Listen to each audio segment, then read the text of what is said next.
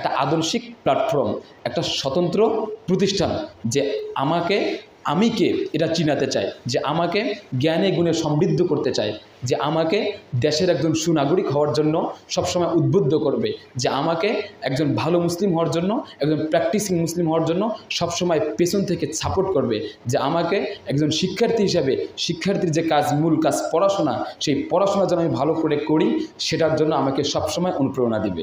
শুধুমাত্র খিলাফা না থাকার কারণে পৃথিবীর মধ্যে অরাজকতা সৃষ্টি হয়েছে, খিলাফা না থাকার কারণে পৃথিবী তার ভারসাম্যতা হারিয়ে ফেলেছে, খিলাফা না থাকার কারণে পৃথিবীর মধ্যে চরমভাবে নৈরাজ্যতা সৃষ্টি হয়েছে।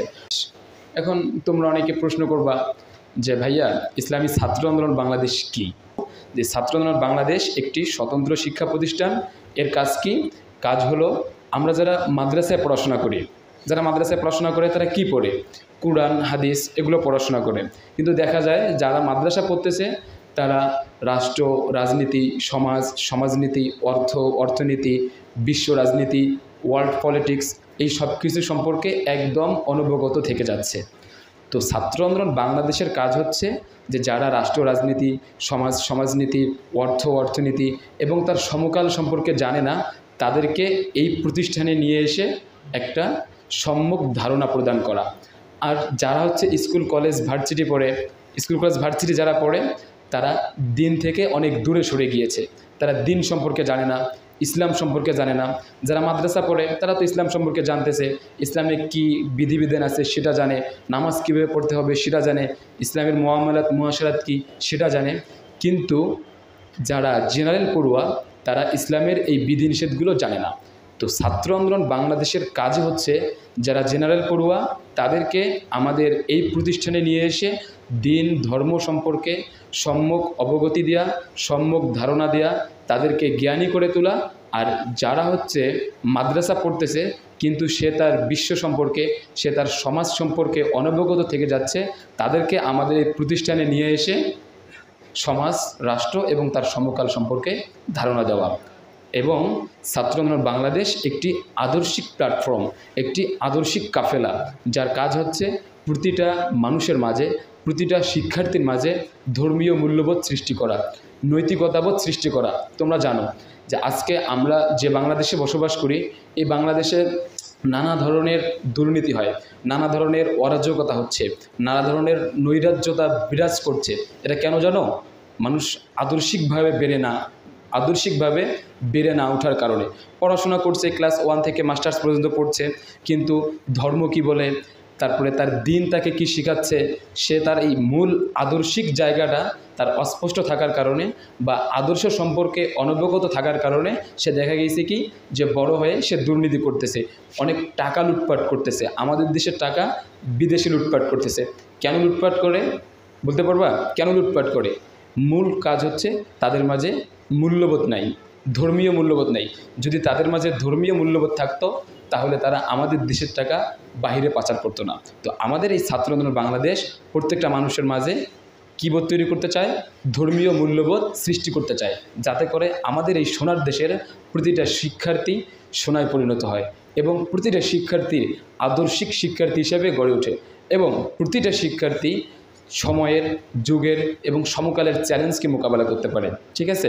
তোমরা ভালো করে মনে রাখবা যে ছাত্র আন্দোলন বাংলাদেশ এটা তথাকথিত কোনো রাজনৈতিক সংগঠন নয়, এটা একটি আদর্শিক প্ল্যাটফর্ম, একটি আদর্শিক কাফেলা, যার কাজ হচ্ছে আদর্শ কিছু মানুষ তৈরি করা, আদর্শ কিছু কর্মী বাহিনী তৈরি করা, যারা প্রতিটা শিক্ষার্থীর মাঝে ধর্মীয় মূল্যবোধকে জাগ্রত করবে, যারা প্রতিটা শিক্ষার্থীর মাঝে দেশের ভালোবাসা সৃষ্টি করবে, যারা প্রতিটা শিক্ষার্থীর মাঝে ধর্মের যেই প্রতিটা বিধিবিধান আছে প্রত্যেকটা বিধিবিধান সম্পর্কে সম্যক অবগতি দিয়ে আমল করার জন্য উদ্বুদ্ধ করবে।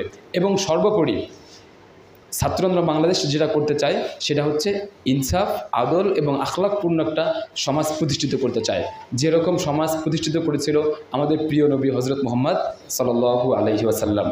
এখন আমি তোমাদেরকে গাণিতিক আকারে দুটো বিষয় শিখাবো, দুটি বিষয় জানাবো। এই দুটো বিষয় যদি তোমরা সঠিকভাবে ধরতে পারো বা আমার কথাগুলো বুঝতে চেষ্টা করো, তাহলে আশা করি ছাত্র আন্দোলন বাংলাদেশ একবারে তোমাদের সামনে স্পষ্ট হয়ে যাবে। সেটা কি? সেটা হচ্ছে যে আমরা এখানে যারা উপস্থিত আছি প্রত্যেকজন তিনটে পরিচয়কে ধারণ করে আছি। 1 নম্বরে আমরা একজন শিক্ষার্থী, 2 নম্বরে আমরা একজন মুসলিম, 3 নম্বরে আমরা একজন বাংলাদেশি। তো একজন শিক্ষার্থী হিসাবে আমার কাজ কি? একজন শিক্ষার্থী হিসাবে আমার কাজ হচ্ছে আমি যেই সত্যকে সত্য হিসেবে জানছি এটা মানুষের সামনে ছড়িয়ে দেয়া। আমি যেটা মিথ্যাকে মিথ্যা হিসেবে জানছি এই মিথ্যাটা মানুষকে মিথ্যা হিসাবে মানুষের সামনে উপস্থাপন করা। কারণ জ্ঞান হচ্ছে একটা আলো, জ্ঞানের এই আলো দিয়ে সমাজের সমস্ত অন্ধকারকে দূর করার মূল কাজই হচ্ছে আমাদের। কারণ আমরা শিক্ষার্থী, জ্ঞানকে আহরণ করছি। আর জ্ঞান মানে কি? আলো। আলো যেখানে যায় সেখানে অন্ধকার থাকে? অন্ধকার থাকে না। সুতরাং আমাদের মূল কাজ সমাজের অন্ধকারাচ্ছন্নতাকে কাটিয়ে তোলা, সমাজের অন্ধকারকে দূর করে দেয়া। ঠিক আছে? 2 নম্বরে আমরা মুসলিম। তো আমরা মুসলিম, আমরা যে মুসলিম এটা তো আমরা সবাই জানি, তাই না? কিন্তু আমাদের একটা গৌরবোজ্জ্বল সোনালী ইতিহাস ছিল। সেটা কীরকম তোমরা জানো। আমাদের নবী হজরত মুহাম্মদ সাল্লাল্লাহু আলাইহি ওয়াসাল্লাম একদম অগোছালো অসুন্দর একটা পৃথিবীর মধ্যে এসেছিলেন। এসে পুরো পৃথিবীকে ইনসাফের আলো দিয়ে, সত্যের আলো দিয়ে পুরো পৃথিবীকে আলোকিত করে তুলেছিলেন, তাই না? আমাদের প্রিয় নবী হজরত মুহাম্মদ সাল্লাল্লাহু আলাইহি ওয়াসাল্লাম ইন্তিকাল করার পর সাহাবায়ে কিরাম রিদওয়ানুল্লাহি তাআলা আজমাইন অনেক দিন পর্যন্ত পুরো পৃথিবীকে শাসন করছে, পুরো পৃথিবীতে ইনসাফ প্রতিষ্ঠিত করছে। সাহাবায়ে কিরাম রিদওয়ানুল্লাহি তাআলা আজমাইন চলে যাওয়ার পর বনু উমাইয়রা, তারপরে বনু আব্বাসীয়রা ইসলামকে দিয়ে পুরোটা বিশ্বকে নেতৃত্ব দিয়েছে। এক কথায় গোটা বিশ্বের এমন কোনো জায়গা ছিল না যেখানে ইনসাফ প্রতিষ্ঠিত ছিল না। জ্ঞান, বিজ্ঞান, সভ্যতা, সংস্কৃতি, আবিষ্কার, প্রযুক্তি সব কিছুকে দিয়ে আমরা পুরো পৃথিবীকে ভরিয়ে দিয়েছিলাম। ঠিক আছে? তারপরে বনু আব্বাসীয়দের পর বনু উসমানীয়রা, তারা পুরো পৃথিবীকে শাসন করছে। কিন্তু 1924 সালে, আজ থেকে 101 বছর পূর্বে আমাদের এই কেন্দ্রীয় শাসন ব্যবস্থা, যেটাকে আমরা খিলাফত বলি, যেটাকে আমরা কি বলি? খিলাফত। আমাদের এই খিলাফত ব্যবস্থাটা হারিয়ে যায়, আমাদের এই খিলাফত ব্যবস্থাটা নষ্ট হয়ে যায়। যার কারণে দেখা গেছে কি পৃথিবীর মধ্যে অরাজকতা সৃষ্টি হয়েছে। শুধুমাত্র খিলাফা না থাকার কারণে পৃথিবীর মধ্যে অরাজকতা সৃষ্টি হয়েছে। খিলাফা না থাকার কারণে পৃথিবী তার ভারসাম্যতা হারিয়ে ফেলেছে। খিলাফা না থাকার কারণে পৃথিবীর মধ্যে চরমভাবে নৈরাজ্যতা সৃষ্টি হয়েছে। আজকে যদি খিলাফা থাকতো তাহলে আজকের পৃথিবীর মধ্যে আমরা যে জলবায়ুর পরিবর্তন দেখতেছি, আজকের পৃথিবী যে ভারসাম্য হারিয়ে ফেলেছে, আজকে যে গুম খুম রাহাজানি অত্যাচার হচ্ছে, এইসব কিছু হতো না। তো আমাদের রসুল সাল্লাল্লাহু আলাইহি সাল্লাম আমাদেরকে যে আমানত দিয়ে গিয়েছিল, এই আমানতের নাম হচ্ছে খিলাফত। এই আমানতের নাম কি? খিলাফত। এই খিলাফত ব্যবস্থাটা হারিয়ে যাওয়ার কারণে আজকের পৃথিবীর এই দুরবস্থা। এখন পৃথিবীর এই দুরবস্থাকে দূর করতে হলে আমাদেরকে কি করতে হবে? খিলাফতকে ফিরিয়ে আনতে হবে। ঠিক আছে? মনে রাখবা, মুসলিম হিসাবে আমাদের করণীয় কি? আল্লাহ রসুল সাল্লাল্লাহু আলাইহি সাল্লাম আমাদেরকে যে আমানত দিয়ে গিয়েছিল সেই আমানতটাকে ফিরিয়ে নিয়ে আসতে হবে। ঠিক আছে? 3 নম্বর আমাদের পরিচয় কি? আমরা বাংলাদেশি। আমাদের অনেক ইতিহাস আছে। আমি যদি 71 থেকে শুরু করি তাহলে দেখা যাবে 1971 সালে 9 মাস রক্তক্ষয়ী যুদ্ধের মধ্য দিয়ে আমরা বাংলাদেশকে স্বাধীন করেছিলাম, তাই না? সাম্য, মানবিক মর্যাদা এবং সামাজিক ন্যায় বিচার প্রতিষ্ঠা করার জন্য যুদ্ধ করা হয়েছিল। কিন্তু আমরা কি দেখেছি? স্বাধীনতা উত্তর বাংলাদেশে প্রায় 53 বছর অতিক্রান্ত হয়ে গিয়েছিল, কিন্তু বাংলাদেশের কোথাও সাম্য, মানবিক মর্যাদা এবং সামাজিক ন্যায় বিচার প্রতিষ্ঠা হয়নি। হয়েছিল? হয়নি। বিভিন্ন ফ্যাসিস্ট সরকার, বিভিন্ন কাঁঠাল রানী আমাদের অধিকারকে হরণ করেছিল। পরিশেষে কি হয়েছে? 24-এ আবারও একটা গণ অভ্যুত্থান হয়েছে। আমরা রাজপথে অকাতরে আমাদের রক্তকে ঢেলে দিয়ে আমরা নতুন আরেকটি স্বাধীনতা নিয়ে এসেছি। তো এই স্বাধীনতা নিয়ে আসারও মূল লক্ষ্য কি? সমাজ থেকে বৈষম্য দূর করা, সমাজের প্রতিটা মানুষের অধিকারকে সুপ্রতিষ্ঠিত করা, তাই না? কিন্তু আসলে কি এরকম একটা গণ অভ্যুত্থানের পর একটা দেশে বৈষম্য দূর করে ন্যায্যতা এবং সমতা, সমান অধিকার প্রতিষ্ঠা করা সম্ভব তখন হয় যখন আমরা ইসলামের আলোকে কাজ করতে পারি। অর্থাৎ আমাদের দেশে একটা গণ অভ্যুত্থান হয়ে গেল। গণ অভ্যুত্থানের মূল স্পিরিট বা মূল কথা ছিল যে সমাজ থেকে বৈষম্য দূর হবে, সমাজের প্রতিটা মানুষ তার ন্যায্য অধিকার ফিরে পাবে, সবাইকে তাদের মেধার ভিত্তিতে মূল্যায়ন করা হবে। কিন্তু আমরা মনে করি যে ইসলাম ছাড়া এই সব কিছু কোনোভাবেই সম্ভব নয়। অর্থাৎ বাংলাদেশের যে মূল লক্ষ্য বৈষম্য দূর করে সমাজের প্রতি ইঞ্চি মাটিতে ইনসাফ প্রতিষ্ঠা করা, সেটা ইসলাম ছাড়া সম্ভব নয়। সুতরাং আমাদের কাজ কি? যে একদিক থেকে আমরা শিক্ষার্থী হিসাবে আমরা যে সত্যকে সত্য হিসেবে জানতেছি এবং যে আলোকে আমরা ধারণ করতেছি, এই আলোকে সমাজের মধ্যে ছড়িয়ে দেয়া। আমরা মুসলিম হিসাবে আমাদের কাজ হচ্ছে রসুল আকরাম সাল্লাল্লাহু আলাইহি সাল্লাম আমাদেরকে যে আমানত দিয়ে গিয়েছিল, এই আমানতকে ফিরিয়ে আনার জন্য আমৃত্যু লড়াই করা। 3 নম্বর হচ্ছে আমরা বাংলাদেশি হিসাবে বাংলাদেশ স্বাধীনতার পেছনে যে মূল লক্ষ্য ছিল 24-এর গণঅভ্যুত্থানের যে মূল স্পিরিট ছিল, সেই স্পিরিটকে ফিরিয়ে আনার জন্য আমাদের পড়াশোনার পাশাপাশি আমাদের একটা সংগ্রামী মানসিকতা গড়ে তোলা। আমরা যদি একটা সংগ্রামী অনুসন্ধিৎসু একটা মানসিকতা গড়ে তুলতে পারি, তাহলে দেখা যাবে আমাদের বড় ভাইয়ারা এবং আমরা যেই রক্ত রাজপথে অকাতরে ঢেলে দিয়েছি সেটা বৃথা যাবে না।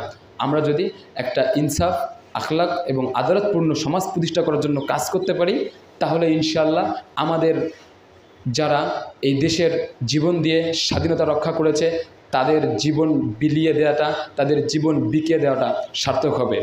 আমি এই কথাটা রিভিউ করে আমরা শেষ করব। হ্যাঁ, এটা 8-10টা কোনো সংগঠনের মতো নয়, বরং ছাত্র আন্দোলন একটা আদর্শিক কাফেলা, একটা আদর্শিক প্ল্যাটফর্ম, একটা স্বতন্ত্র প্রতিষ্ঠান যে আমি কে এটা চিনাতে চায়, যে আমাকে জ্ঞানে গুণে সমৃদ্ধ করতে চায়, যে আমাকে দেশের একজন সুনাগরিক হওয়ার জন্য সবসময় উদ্বুদ্ধ করবে, যে আমাকে একজন ভালো মুসলিম হওয়ার জন্য, একজন প্র্যাকটিসিং মুসলিম হওয়ার জন্য সবসময় পেছন থেকে সাপোর্ট করবে, যে আমাকে একজন শিক্ষার্থী হিসাবে শিক্ষার্থীর যে কাজ, মূল কাজ পড়াশোনা, সেই পড়াশোনা যেন আমি ভালো করে করি সেটার জন্য আমাকে সবসময় অনুপ্রেরণা দিবে। ঠিক আছে, এটাই হলো ছাত্র আন্দোলন বাংলাদেশ, মনে থাকবে। এখন নেক্সটে আমি আরেকটা কি কথা বলেছিলাম বলো সবাই? আমরা এখানে কয়টা পরিচয় ধারণ করে আছি? 3টা পরিচয়। আমরা শিক্ষার্থী, আমরা মুসলিম, আমরা বাঙালি। শিক্ষার্থী হিসাবে আমাদের যে দায়িত্ব, সেই দায়িত্ব আমরা ভুলে গিয়েছি। আসলে ভুলে গেলে চলবে? এখন এই দায়িত্ব যে আমরা ভুলে গিয়েছি, এই দায়িত্বকে ফিরিয়ে আনার জন্য, এই দায়িত্ববোধ আমাদের মাঝে জাগ্রত করার জন্য ছাত্র আন্দোলন আমাদেরকে সবসময় পিঠে হাত বুলিয়ে আমাদেরকে শেখাবে। ঠিক আছে। দ্বিতীয়ত, আমরা মুসলিম হিসাবে আমাদের দায়িত্ব কী ছিল? রসুল আকরাম সাল্লাল্লাহু আলাইহি সাল্লাম আমাদেরকে যেই খিলাফা ব্যবস্থা, আমাদের যেই শাসন ব্যবস্থার আমানত দিয়ে গিয়েছিল, এই আমানতটা হারিয়ে গিয়েছে, যার কারণে আজকে সমাজের মধ্যে এত অশান্তি, এত বিশৃঙ্খলা। সেই আমানতকে ফিরিয়ে আনার জন্য আমাদেরকে যে কাজ করতে হবে, এই কাজ করার বোধটা আমরা হারিয়ে ফেলেছি, ঠিক না? আমাদেরকে যে খিলাফার জন্য কাজ করতে হবে, খিলাফতের জন্য কাজ করতে হবে, এটা আমরা আজকে ভুলে গিয়েছি। ছাত্র আন্দোলন বাংলাদেশ আমাদেরকে শুধু এই কথাটা শুনিয়ে দিতে চায় যে তোমাদের সুন্দর সোনালী একটা অতীত ছিল, এই অতীতটাকে তোমরা ফিরিয়ে আনার জন্য কাজ করে যাও। তৃতীয়ত, আমরা বাংলাদেশের যে মূল স্বাধীনতা ছিল, আমাদের যে গণ অভ্যুত্থান ছিল, স্বাধীনতা এবং গণ অভ্যুত্থানের যে মূল স্পিরিট ছিল, সেই স্পিরিটটা আস্তে আস্তে নষ্ট হয়ে যাচ্ছে। সেই স্পিরিটটা কি আমরা জানি না, যার কারণে সমাজের আজকে আমাদের অনেকে না খেয়ে আছে, না পড়ে আছে, ঠিক আছে, নানান কষ্টের মধ্যে তারা তাদের জীবনকে যাপন করতেছে। ছাত্র আন্দোলন বাংলাদেশ সবসময় আমাদের কাছে এসে নিজের বন্ধুর মতো এটা জানিয়ে দেবে যে দেখো ভাই, তুমি বাংলাদেশকে যে জন্য স্বাধীন করেছ, তুমি যে জন্য রাজপথে অকাতরে রক্ত ঢেলে দিয়েছ, সেটা আজকে বাংলাদেশে বাস্তবায়ন হয়নি। তোমার ভুলে গেলে চলবে না, তুমি মুষড়ে পড়ো না, আসো আমরা কাঁধে কাঁধ মিলিয়ে বাংলাদেশ স্বাধীনতার পেছনের যে মূল লক্ষ্য আছে, যে মূল নীতি আছে, সেটাকে আমরা বাংলাদেশের প্রতি ইঞ্চি মাটিতে প্রতিষ্ঠিত করি। ঠিক আছে, এই হলো ছাত্র আন্দোলন বাংলাদেশ। আমি একটা কথা বলেছিলাম যে আমাদের রাসূল সাল্লাল্লাহু আলাইহি সাল্লাম আমাদেরকে একটা আমানত দিয়ে গিয়েছিল, এই আমানতের নাম হচ্ছে খিলাফা।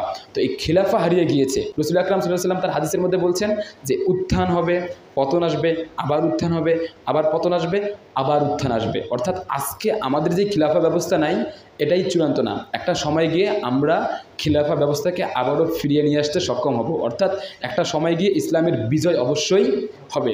ভারত উপমহাদেশের অন্যতম একজন বিশিষ্ট দায়ী আছেন, যার নাম হচ্ছেন উস্তাদ আহমদ দিদার।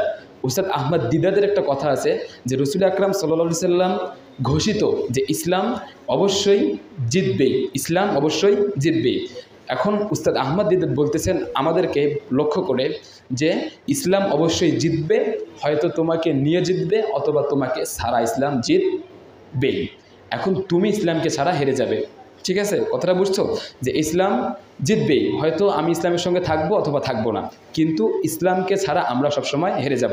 সুতরাং আমাদের জিততে হলে, আমরা জীবনে এগিয়ে গেলে, আমরা জীবনে ভালো কিছু করতে হলে ইসলামের অনুসরণ করতে হবে, প্র্যাকটিসিং মুসলিম হতে হবে। আর প্র্যাকটিসিং মুসলিম হওয়ার জন্য আমাদের একটা প্ল্যাটফর্ম, সেটা হচ্ছে ছাত্র আন্দোলন বাংলাদেশ। পুরো কথাটা যদি আমি একটা সামারি করি, সেটা হচ্ছে আমরা একজন ভালো মুসলিম হওয়ার জন্য, একজন বাংলাদেশের ভালো সুনাগরিক হওয়ার জন্য, একজন ভালো শিক্ষার্থী হওয়ার জন্য, এবং আমরা যেই স্বপ্নকে লালন করি সেই স্বপ্নকে বাস্তবায়ন করার জন্য ছাত্র আন্দোলন বাংলাদেশের বিকল্প নাই। কারণ ছাত্র আন্দোলন বাংলাদেশ 8-10টা গড়পড়তা ছাত্র সংগঠনের মতো নয়, বরঞ্চ এটি একটি আদর্শিক প্ল্যাটফর্ম, আদর্শিক কাফেলা।